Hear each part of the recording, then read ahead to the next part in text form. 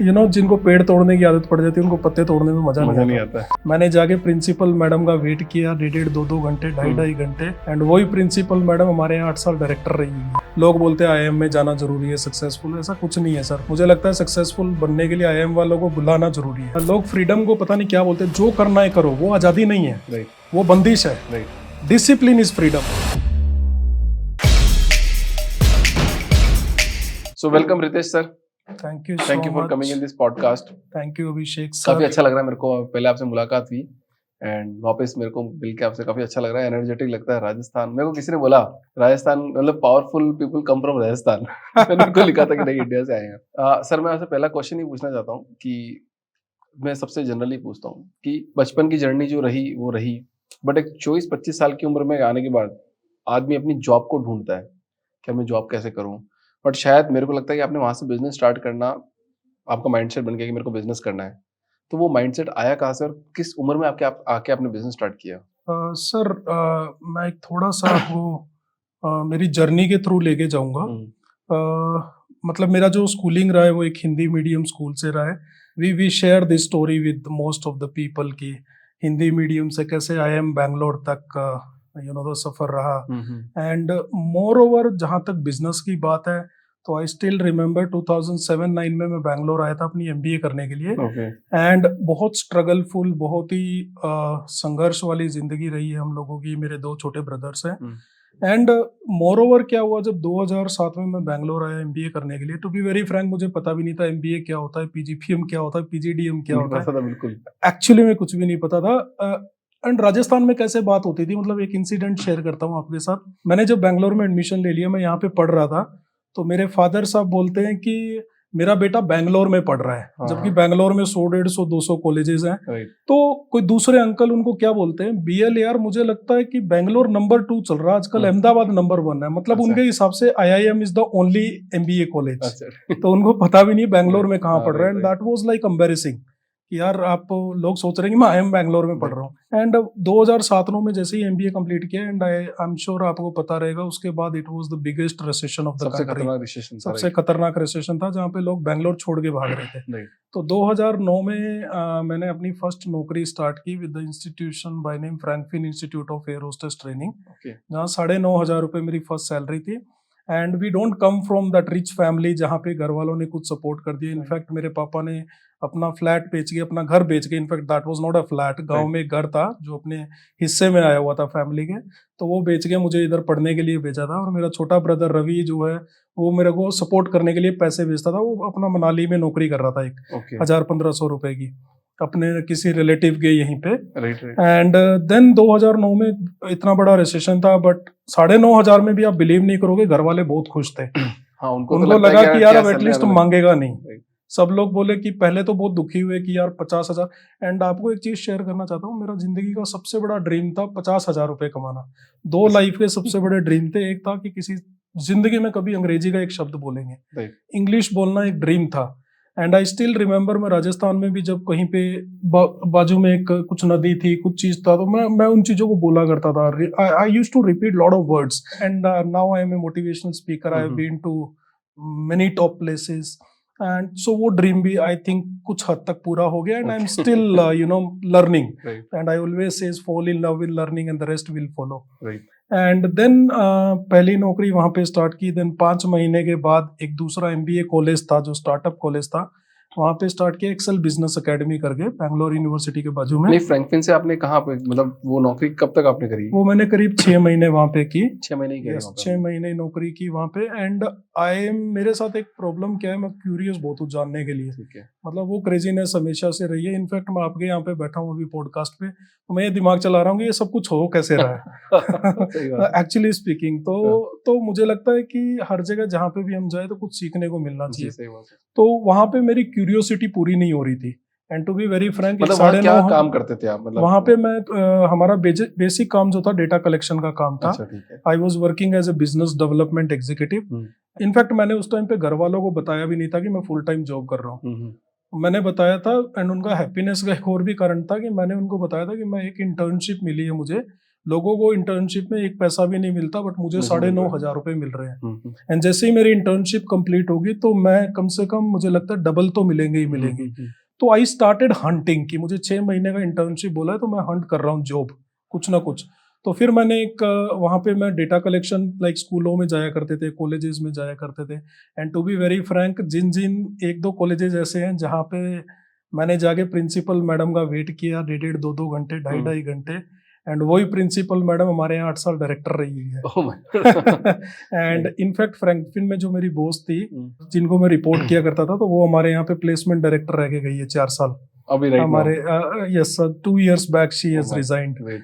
तो लाइफ में एक ये भी लगा कि yes, what an achievement, and in fact we celebrate it. It's not like लोग बोलते हैं हमें बहुत कुछ अभी और करना है, ये करना है, वो करना है। ठीक है, सबको करना है लाइफ में, success, top level of success चाहिए, बट हम लोगों को क्या होता है, हम लोग सेलिब्रेट करते हैं हर एक छोटी सक्सेस को।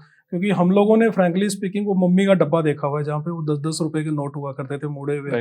एंड जिन्होंने वो देखा होता है ना, तो मुझे लगता है उनको तो 500 का नोट आज भी बहुत लगता है ना। एंड इनफैक्ट तो फिर मैंने 6 महीने वहाँ पे काम करने के बाद एक्सेल बिजनेस एकेडमी, एक MBA कॉलेज ज्वाइन किया, जहाँ पे मेरी पोजीशन थी PRO, पब्लिक रिलेशंस ऑफिसर। ठीक है। मेरी फर्स्ट सैलरी वहाँ पे थी 18,000 रुपए। एंड डबल हो गई मतलब आपकी? हाँ, करीब डबल हो गई। And I always believe that कि लाइफ में what you think you become, and जो आप सोच लेते हो और अगर आप उसकी तरफ काम करते हो तो entire universe is conspire to do it for you. And I think universe ने हमारे लिए भी काम किया, जो मैं बोलता हूँ कि 6 महीने में मेरी सैलरी डबल हो जाएगी। तो 18,000 रुपए में मैंने वहाँ स्टार्ट किया। वहाँ पे मुझे 3 प्रमोशन मिले, बहुत लंबी स्टोरी है। सो कट शॉर्ट, वहाँ पे मेरे बॉसेस थे, ऑनेस्टी की वजह से कहीं ना कहीं मैंने उनको एक्सपोज किया अपने चेयरमैन के पास जाके, एंड चेयरमैन के साथ भी बहुत अच्छे रिलेशनशिप बिल्ड किए। And I always believe that networking is something which we should always look into every place. कोई भी, इवन आपको कोई चाय भी पिला रहे हैं तो आप उनके साथ दोस्ती करो, आपको पता नहीं हो कल के प्रधानमंत्री हो, है ना। तो मुझे ये छोटी छोटी चीजें लगती है जो हमें बहुत, एज ए बिजनेसमैन मुझे लगता है कि ये एक प्राइम रिस्पॉन्सिबिलिटी होती है किसी की भी। तो देन वहाँ पे मैंने एग्जैक्टली 1 साल काम किया। 10 अगस्त 2009 को मैंने ज्वाइन किया था, एंड 10 अगस्त 2010 को मैंने वहाँ पे रिजाइन किया। मॉर्निंग में मैं वहाँ डायरेक्टर मार्केटिंग बना था, इवनिंग में मैंने रिजाइन कर दिया था। एंड उसका रीजन ये था, ये भी एक इंटरेस्टिंग स्टोरी है। अगर आप अभी भी मेरे मोबाइल की स्क्रीन देखोगे तो मैंने 2025 की 30 की डेट दी हुई है कि इस तारीख को अपना ये कैंपस आएगा, इस तारीख को अपनी यूनिवर्सिटी आएगी। तो this is how I have worked through out my life, frankly speaking. Pathfinder क्या करता था? Pathfinder actually, yes, layman language में पाथफाइंडर हम लोगों ने क्या स्टार्ट किया था, हम लोगों ने सिंपल किया institutional branding and corporate branding. तो कॉर्पोरेट ब्रांडिंग में हमने कुछ 6-8 महीने ट्राई किया, हमारा उतना नहीं चला। इंस्टीट्यूशनल ब्रांडिंग में तब हम लोगों ने क्या किया, एक सिंपल फंडा, सिंपल लैंग्वेज में बताता हूँ आपको। हमारे पास पैसा नहीं था, हमारे पास टैलेंट था। क्योंकि मुझे एक था कि माइंड में मैंने एक इंस्टीट्यूशन कुछ हद तक बिल्ड कर दिया in terms of marketing, not as an academics और placement leader, but in marketing.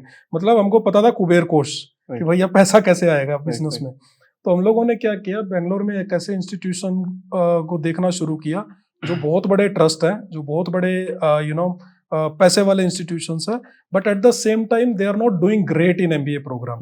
तो हम लोगों ने उनके साथ अपना पाथफाइंडर का एसोसिएशन स्टार्ट किया। So we had a few good brands like Adarsh Group of Institution, Community Group of Institution, Krupanidhi Group of Institution. So ऐसे कुछ brands के साथ काम किया। करीब 4 या 5 साल हमने उनके साथ काम किया। हमारी टीम 125 लोगों की थी। एंड आप बिलीव नहीं करेंगे कि उनको हम लोगों ने ऐसा बिल्ड किया कि आज भी वो लोग हमको रिकॉग्निशन देते हैं कि we are sustaining, in not even sustaining, we are successful because of Pathfinder. And वहां से फिर हम लोगों ने पाथफाइंडर में अपना काम काफी कम कर दिया, बिकॉज मैं हमेशा बोलता हूँ कि जिनको पत्ते जिनको पेड़ तोड़ने की आदत पड़ जाती है उनको पत्ते तोड़ने में मजा नहीं आता। तो हम लोगों को लगा कि यार अब हमको अपना इंस्टीट्यूशन बिल्ड करना चाहिए। There are many reasons, I don't want to talk about controversy over here, many reasons where we felt कि यार नहीं, अब हमें अपना एक खुद का एक इंस्टीट्यूशन स्टार्ट करना चाहिए। तो हम लोगों ने नाम, मेरा एक क्वेश्चन है बहुत खतरनाक कि हम मूवीज में देखते थे कि कोई बिजनेस में जाना चाहता है, कोई एडटेक बिजनेस में जाना चाहता है, इंस्टीट्यूट खोलना चाहता है या कोई हॉस्पिटल्स खोलना चाहता है, तो लोगों की दादागिरी बहुत चलती है कि नहीं यार तेरे को तो इस बिजनेस में हम नहीं आने देंगे। बिल्कुल, हमारा हमारा ऐसा मानना है, हमने ऐसा देखा है आज तक। तो लोगों को डर लगता है। तो जब मैंने शॉप भी खोली थी तो लोगों ने पूछा कि तेरे पास पॉलिटिशियन आया है क्या, तेरे पास ये लोग आए क्या, क्या पुलिस वालों ने पैसे खाए क्या, क्योंकि उनके माइंडसेट में ऐसा है, क्योंकि उन्होंने मूवीज में ही ऐसा देखा है। बिल्कुल सही बात तो है। अब आप मेरे को बताओ इसका आंसर कि आप लोगों को वो डर नहीं लगा कि यार मैं ऐसा करूंगा अभिषेक तो जी हमारे पास आ देखिए, एक चीज जाएगा? बताता हूँ, it's not only about institution. मुझे ऐसा लगता है कि जिनके पास खोने के लिए कुछ नहीं होता है ना, तो उनको डर वर, मतलब मुझे नहीं लगता इतना डर वर वाला चक्कर होता है। मेरे को ये बात बहुत लोगों ने पूछी भी है, इनफैक्ट मैं जब राजस्थान जाता हूँ अभी, तो लोग बोलते हैं यार कैसे,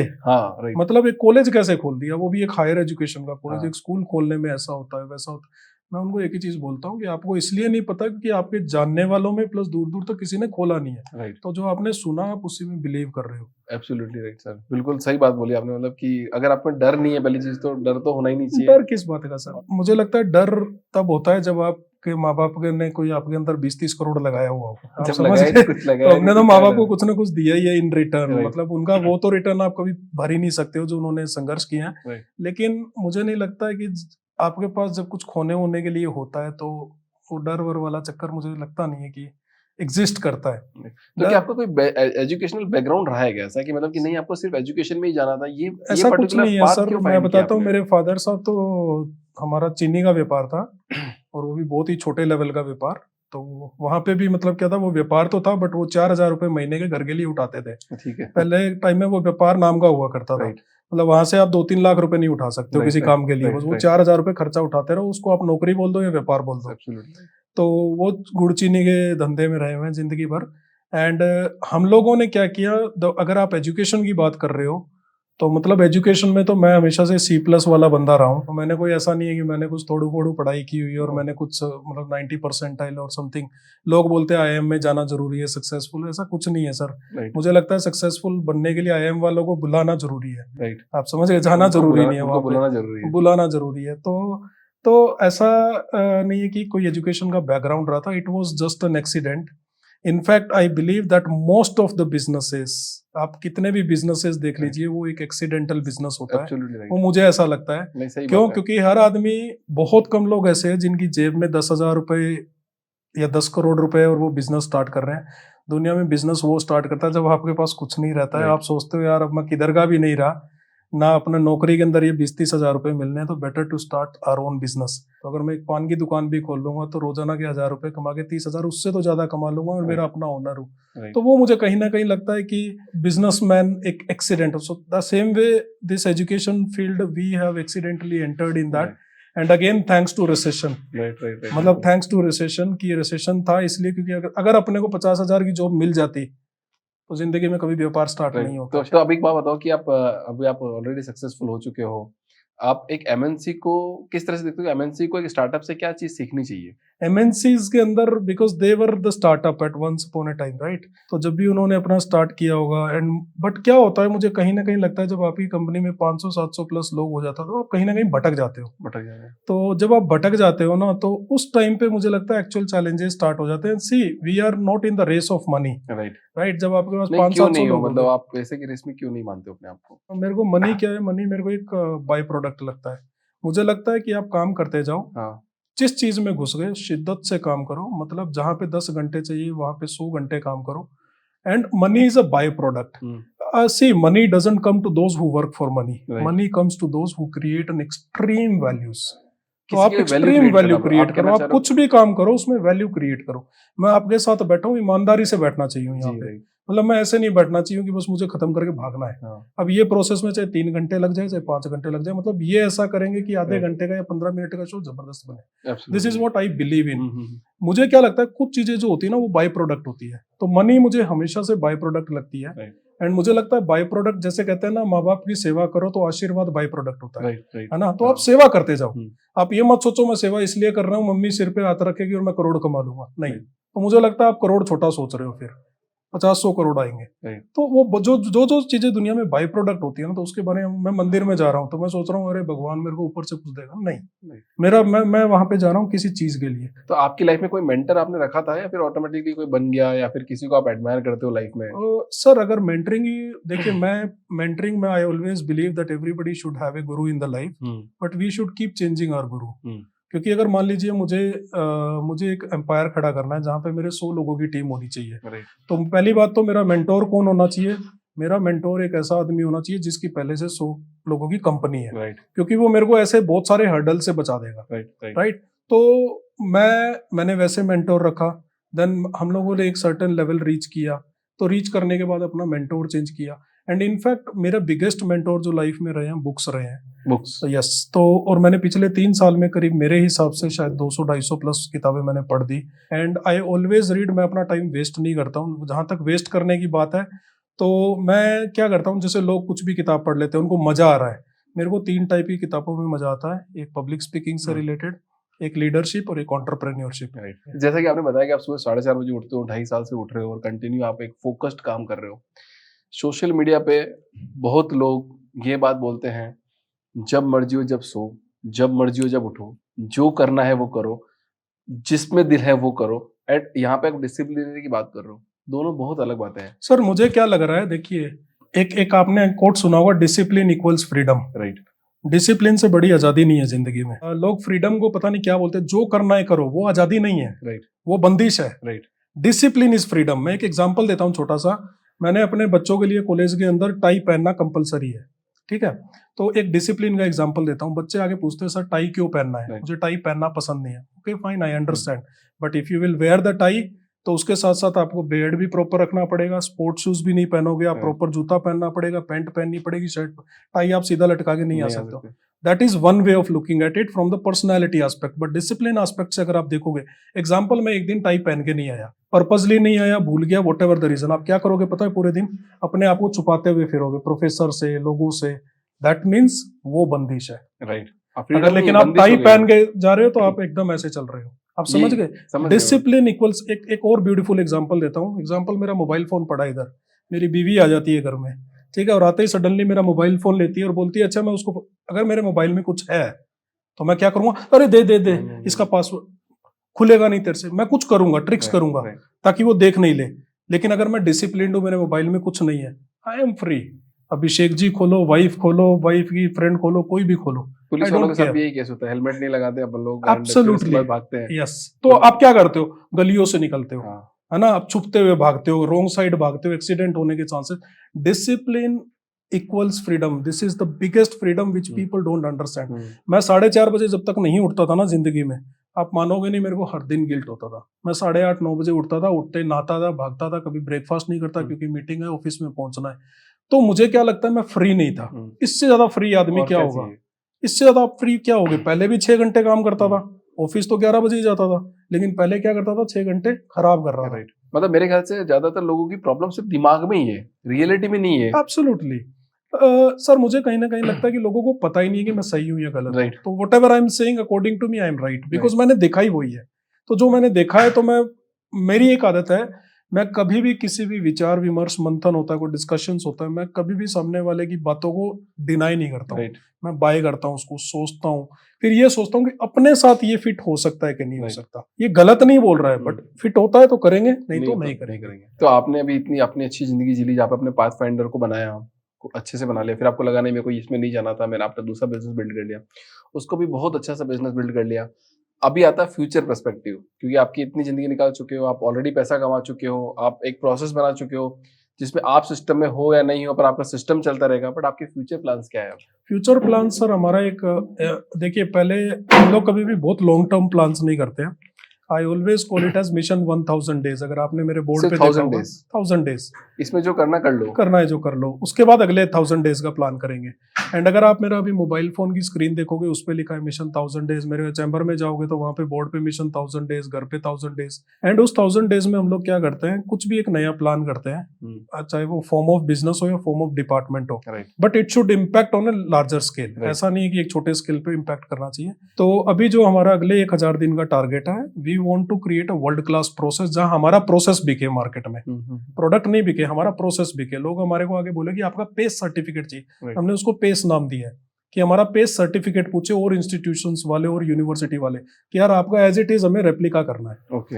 एंड उसके बाद जो हम लोग 2030 का जो हमारा प्लान है, वो हम लोग एक गिब्स इंटरनेशनल यूनिवर्सिटी लाने का प्लान कर रहे हैं। और एक इंटरेस्टिंग चीज बताता हूँ, मजेदार आपको, एंड ये मैंने पहले भी किया है। अभी अपने पास कोई लैंड नहीं है, क्योंकि आपको यूनिवर्सिटी बिल्ड करना है तो आपको एक 25-30 एकड़ लैंड चाहिए।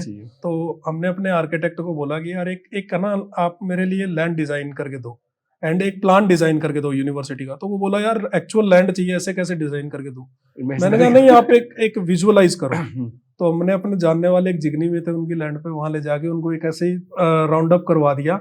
एंड उसके बाद उन्होंने क्या किया पता है, उसके बाद उन्होंने पूरा का पूरा एक आर्किटेक्चर प्लान क्रिएट कर दिया हमारे लिए। एंड वो आर्किटेक्चर प्लान अभी भी मेरे सारे वीडियोस में, सब वॉल्स पे, सब जगह हमने लगाया हुआ है। And we visualise, and I think visualisation is the supreme power, absolutely imagination is the supreme Supreme power. power. And मैं सुबह सुबह इमेजिनेशन में जाता हूँ। इनफैक्ट आपको एक छोटी सी चीज शेयर करता हूँ, मैं डेली सुबह मतलब किस से मिल लेता हूँ मुझे भी नहीं पता है, मैं नाम भी नहीं ले सकता, मतलब लोग सोचेंगे पागल है। दिमाग में मिल लिया। यस, मतलब मैं अपने कैंपस में भी घूम के आता हूँ, नई यूनिवर्सिटी कैंपस में भी घूम के आ जाता हूँ। मैं IRE स्कूल में चला जाता हूँ, अपने MDP हॉल में चला जाता हूँ, अपने बच्चों से भी मिल रहा हूँ, मतलब वो लेवल पे विजुअलाइज कर लेता हूँ मैं। तो मतलब विजुअलाइजेशन पावर से ही आपको एक्चुअली हकीकत में आपकी दुनिया बन जाती है। बिल्कुल सही बात है। इनफैक्ट हम बोलते हैं ना सर, विजुअल्स में पावर होती है। अभी आप कोई भी वीडियोस देखोगे तो उसमें एक विजुअलाइजेशन से पढ़ा रहे हैं, इमेजेस बना बना के, चित्र बना के बच्चों को पढ़ा रहे हैं। क्यों पढ़ा रहे हैं? बोलते हैं कि विजुअलाइज छप जाता है दिमाग में। तो वैसे ही आप जो चीज विजुअलाइज करते हो ना, तो वो आपके दिमाग में छप जाती है। भगवान क्या है, भगवान बिलीफ सिस्टम क्या है। जैसे मैं हनुमान जी का नाम लेता हूँ, हनुमान जी की फोटो मेरे सामने आ जाती है ना।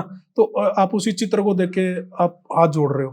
तो मुझे लगता है कि imagination is the supreme power, visualisation is the supreme power. आप सिर्फ विजुअलाइज करते जाओ, रियलिटी में बदल देता है आपको। सर यूनिवर्स काम करेगा आपके लिए, आपको काम ही नहीं करना, आपको काम ही नहीं करना। कभी किसी ने बोला था कि आपको एक चट्टी उंगली भी उठाने की जरूरत नहीं है, and everything will fall in place. Absolutely, आपको काम करना, आपकी बॉडी अपने आप यूनिवर्स आपसे काम कराएगा। राइट, क्योंकि आपने एक कीड़ा पाल दिया Right. और आपने उसको विजुअलाइज भी कर दिया। सिर्फ पाला नहीं है, आपने उसको देख भी लिया कि यार ये कैसा दिख रहा है, Right. ये ऐसा दिख रहा है। अगर वो ऐसा दिख रहा है तो मतलब, मैं पॉडकास्ट पे बैठा हूँ, फ्रैंकली स्पीकिंग आपको बताता हूँ, 2 महीने 3 महीने पहले तक सोचा भी नहीं था कि पॉडकास्ट पे बैठूंगा।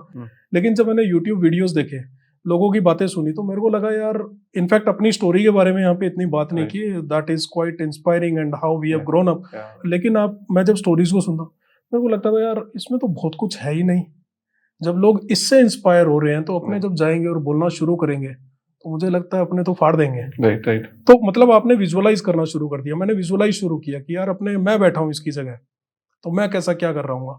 तो वो एक कहीं ना कहीं प्रोसेस है। देख लीजिए आज आपके सामने बैठे हैं। नहीं एब्सोल्युटली, वो सोचना पड़ता है, वो विजन चाहिए होता है कि आपको एक्चुअली कहाँ जाना है, उसके बाद में सारी जब चीजें बाहर निकल के आती है।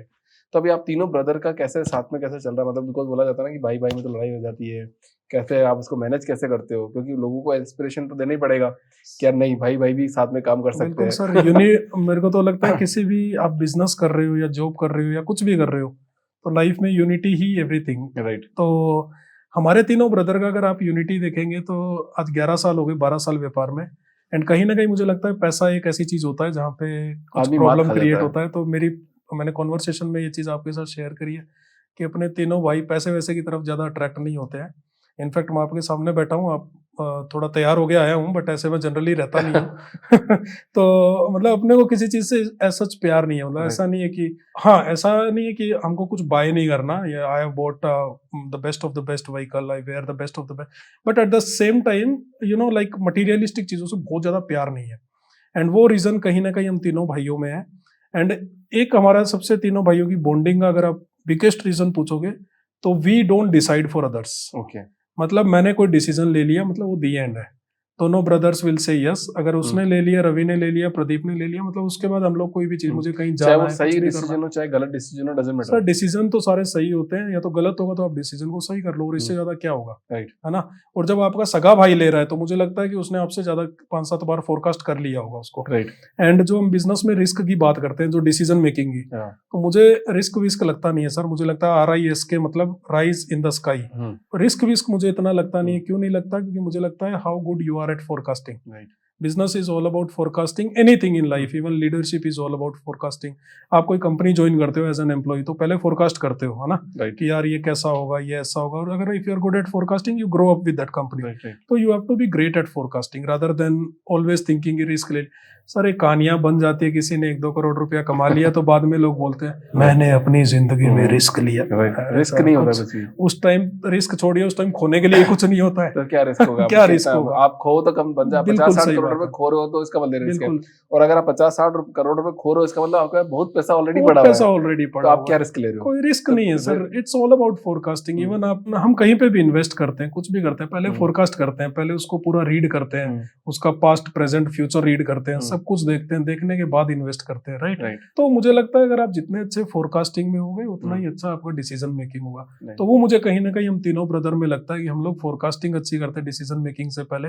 इनफैक्ट अगर आप बात करोगे हमारे तीनों ब्रदर के बनने की, तो अनेकल में हमने कैंपस स्टार्ट किया था GIBS का, ओके।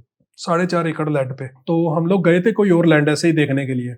तो वहाँ के जो बिल्डर थे उन्होंने हमको बोला कि चलो आप, मेरा फार्म हाउस है उधर, आपको चाय वाय पिलाता हूँ, वर्ल्ड का लॉन्गेस्ट पिजन, वर्ल्ड का स्मॉलेस्ट पिजन ये दिखाता हूँ। तो अपना कभी ये सब देखा नहीं होता, हमने बोला चलो सर चलते हैं वहाँ पे चाय पियेंगे। तमिलनाडु बॉर्डर पे एकदम, मतलब वहाँ पे 8 किलोमीटर तक चाय पीने की भी दुकान नहीं है, ठेला भी नहीं है। तो हम लोग वहाँ चले गए। जाने के बाद ऐसे ही उनके फार्म हाउस में बैठे हुए चाय पी रहे थे, मैं अकेला और बिल्डर और साथ में एक और अपने दोस्त थे। तो हम लोग चाय पी रहे हैं, तो मैंने कहा सर एक काम करते हैं ना, यहाँ कैंपस बनाएंगे। तो और क्या होता है कई कई बार 2 क्रेजी लोग भिड़ जाए तो डील हो जाती है। राइट। तो हम लोगों ने बोला कि यहाँ पे कैंप, तो वो बोले कि यहाँ कौन सा कैंपस बनेगा, ये तली बॉर्डर पे, यहाँ कैसे कॉलेज चलेगा, तो बच्चे कैसे आएंगे यहाँ पे। तो मैंने कहा नहीं सर बना सकते, क्योंकि 16 एकड़ उनकी लैंड थी। अब अपने लिए 16 एकड़ का मतलब, और पैसे इतने से थे कॉलेज स्टार्ट करने के लिए। तो मैंने कहा यार इतने से पैसे में तो यही स्टार्ट हो सकता है। तो उनके साथ ऐसी बात चलने लगी। बात चलने के बाद 2 दिन बाद घर पे मैंने ऐसी बात छेड़ी। मैंने कहा ऐसे ऐसे देखा मैंने, और कोई भी उसमें एग्री नहीं कर रहा, कोई भी एग्री नहीं कर रहा। तो मैंने अपने ब्रदर्स को बोला, तो उन्होंने बोला भाई देख लो, तेरे को जो भी तेरे मन में है। 1 करोड़ रुपए का हम लोगों ने उनको एज एन एडवांस चेक दिया। 9th डे वहां पे कंस्ट्रक्शन शुरू हो गई, एंड 9 महीने के बाद हमने लॉन्च कर दिया उसको, नवंबर 2014 में कॉलेज लॉन्च कर दिया आपने। कॉलेज लॉन्च कर दिया, 1 करोड़ रुपए एडवांस दे दिया था मतलब। और वो 1 करोड़ रुपए एडवांस तब दे दिया था जब तक घर वालों को पता भी नहीं था। लेकिन ब्रदर्स ने क्या किया, उस डिसीजन को करेक्ट किया।